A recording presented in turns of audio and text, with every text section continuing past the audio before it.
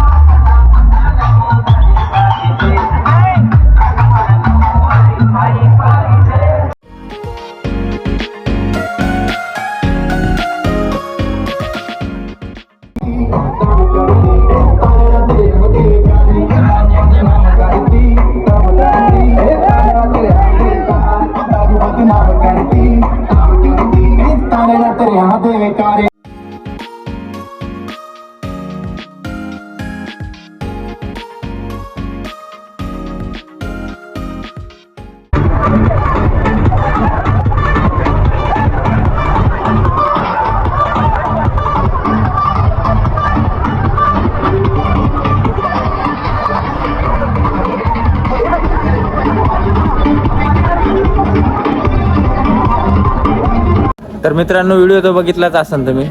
तर एन्जॉय तर खूप झाला आमचा, पण मोबाईल पाण्यात गेला. म्हणजे गेला म्हणता येत नाही, मीच घेऊन गेलो पाण्यात. पण बघायचा पण होता की आपल्याला आयफोन वॉटरप्रूफ आहे का.